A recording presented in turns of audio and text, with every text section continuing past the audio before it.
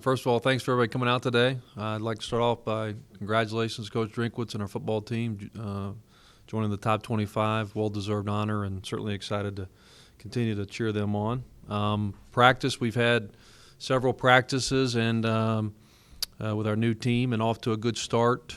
Certainly implementing a new style of play with defensively and offensively, and there's been some adjustments to that, but overall everything has been very good. We have high-character guys that are very eager to learn and very coachable.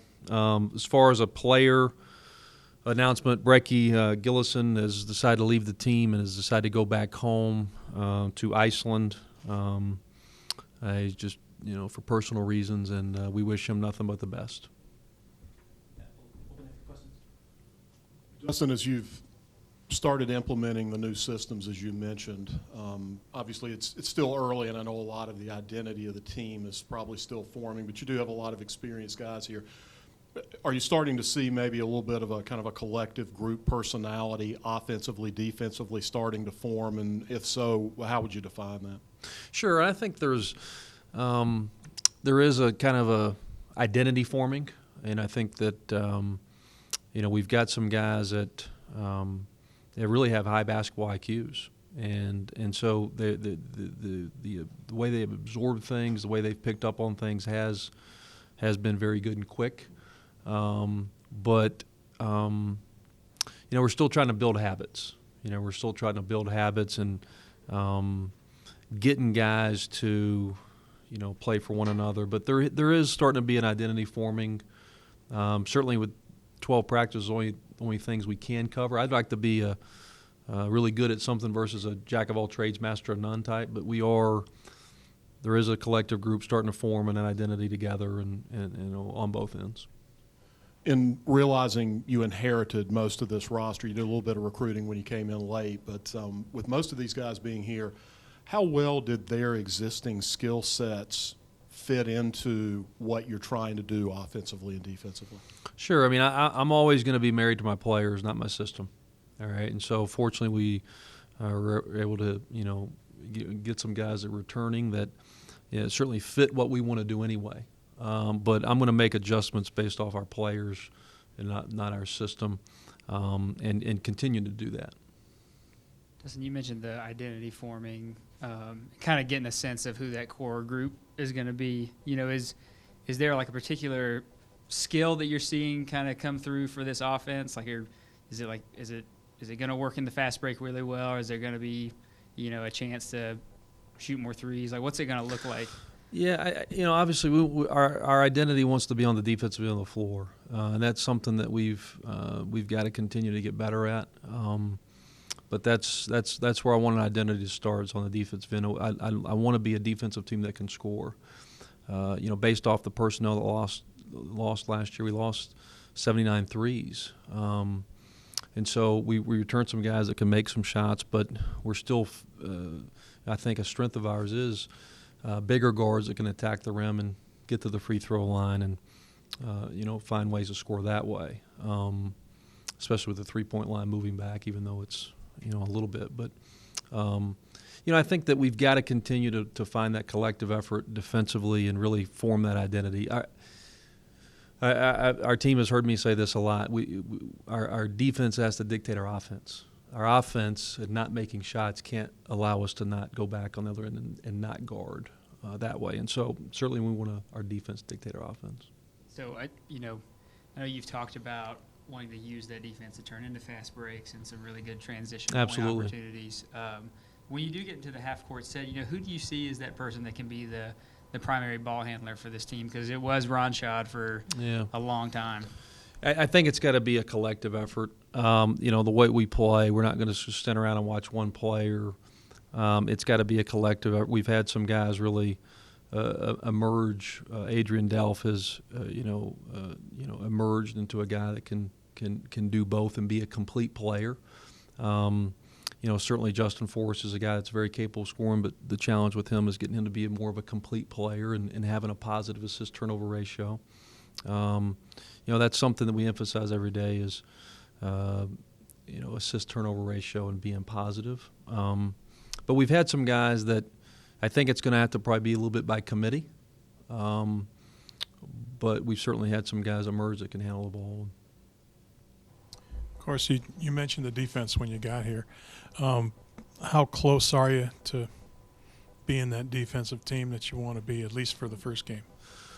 We're a little ways away. You know, I don't think it's going to happen in just 12 practices. You know, I think that it's something that we spend a lot of time on every day, but that, you know, there's certain commitment from everybody, you know, and I don't want to get away from the obvious. I mean, we have to. We're always going to attack the elephant in the room with our team, and the reality is our program's had 8 straight losing seasons. That's the reality. And so I have talking to our team about that, because to change it, we've got to talk about it. And I think to change it, we've got to be better defensively. We've got to fit.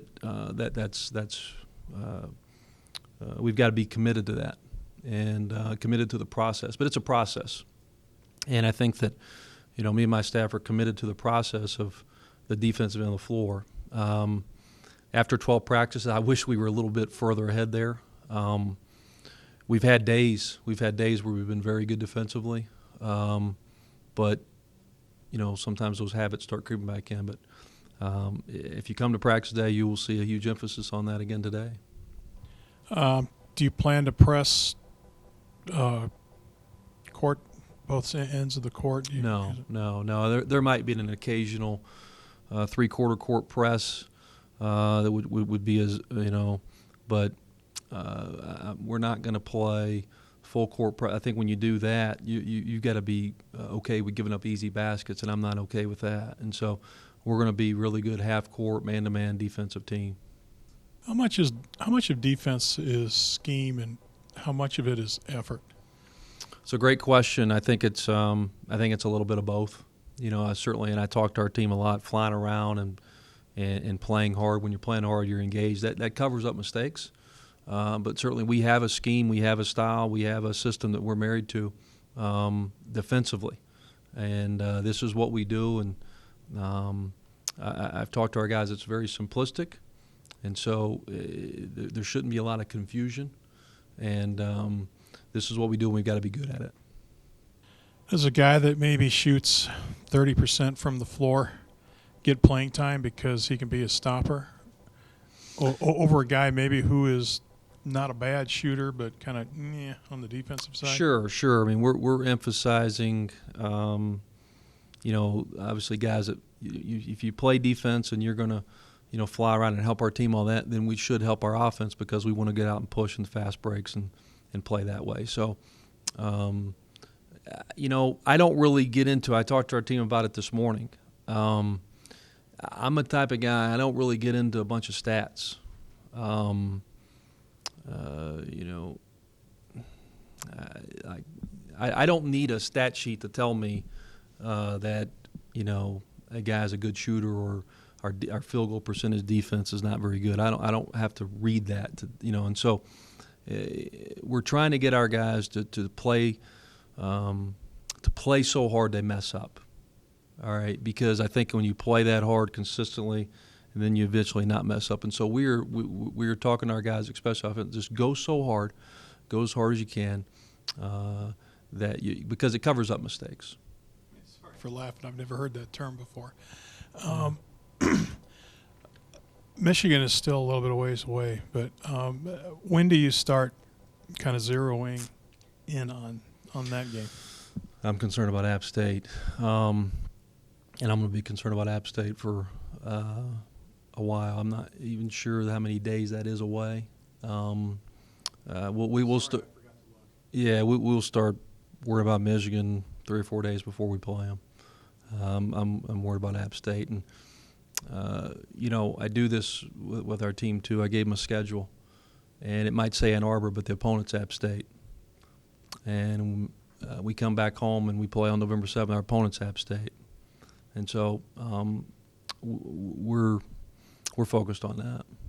Along those lines, did you speak to Coach Moore about his Michigan win and kind of, or was that a promotional thing? In a kind of casual way, yeah. We briefly talked, and it was very beneficial, and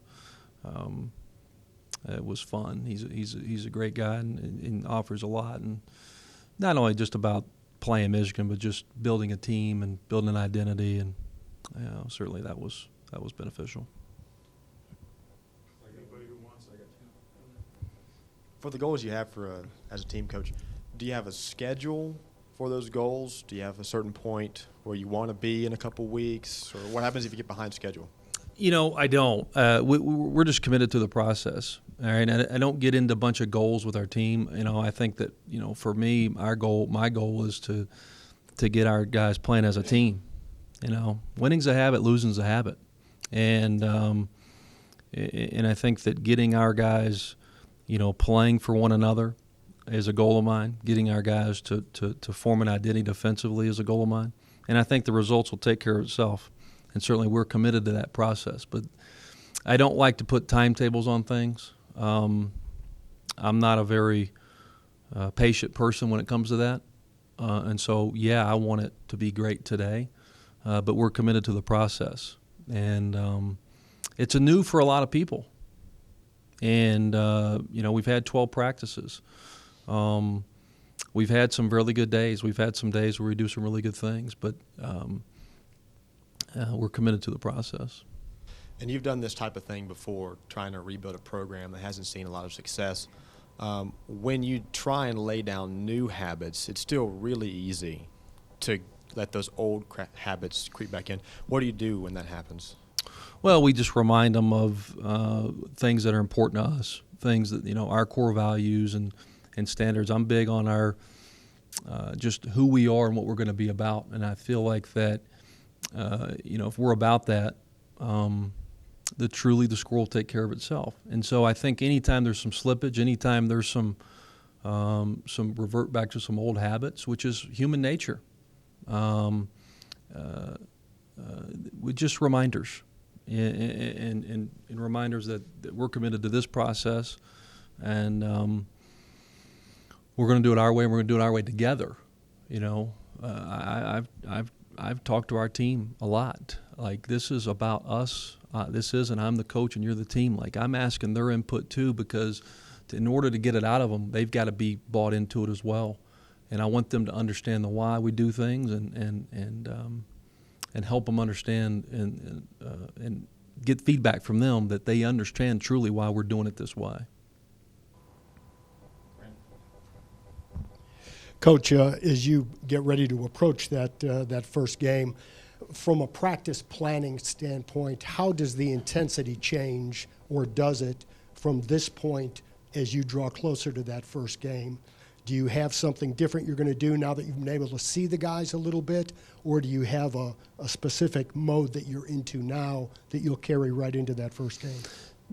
No, it's a good question, but we take a day at a time. I have certain things that I want to accomplish and get better at every day, and then I will evaluate that with my staff after today, and then we'll evaluate what's for tomorrow. I'm not going to start moving on past transition defense to something else if I don't really feel like we're good at transition defense. And so one thing that I have tried to do with this team, because it is new for a lot of people, I've tried to keep it simple and really focus on things that we have to be good at. Versus moving around and jumping ahead, and just because I've got a schedule.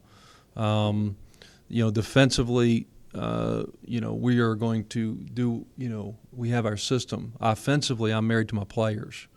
And so I'm still flexible with that. We have a style, but I'm going to be married to my players, not my system there.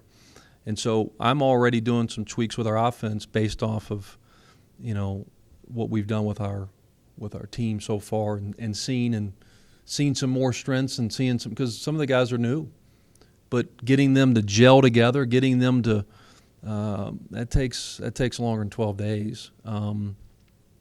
If you come to practice, I hope you see a very competitive environment. And so I'm not going to change how we do things next week or the week after.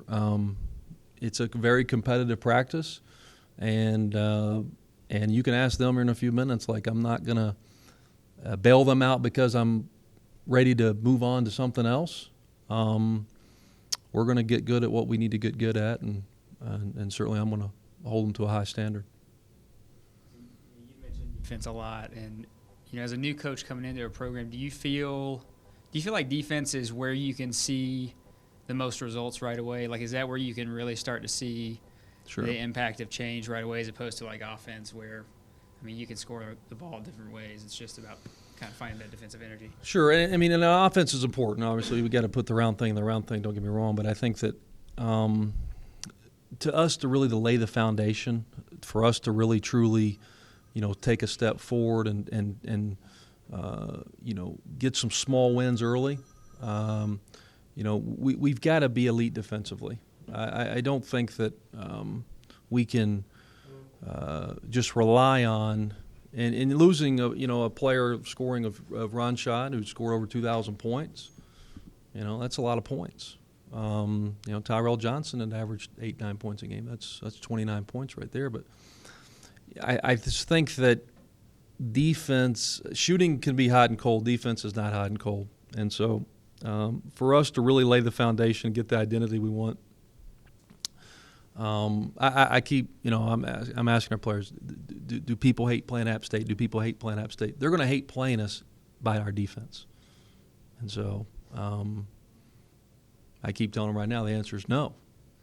And so I'm trying to get them to really, that's what I want. I showed our team a video a couple nights of a rat fighting 3 cats. And I asked them what they saw. And I went around the room, and a couple of them was like, I really don't know, Coach. I don't know what you see. And I said, I see something very ugly. I see something very small. But I see a fighter. And that's what our team I want to look like. And so to do that, it's got to be defensively. Just a nasty, tough team, and then we'll score off our defense. We'll score in the half court. But for us to really turn this thing around early, we've got to be elite defensively. I don't think we can just rely on outscoring people, especially at this point. When it comes to the freshmen on the team, the basketball enough would be overwhelming potentially, but they're also away from home, full-time students for the first time. There's a lot going on for them. As far as that freshman group goes, how well do you think they are acclimating to everything going on around them based on your history around other freshman classes? Yeah, that's a good question. I think that they're all really good kids. And so a couple of them have been really well coached in high school. And so you can kind of see some of that coming out. I think Donovan Gregory and Kendall Lewis are 2 guys that have certainly emerged as 2 freshmen that will, we expect to contribute and help our team, and expect them to help our team. But I think that it's being away from home. It's academics, weights, practice. It's a lot. And but I just tell them, like, hey, winning's hard.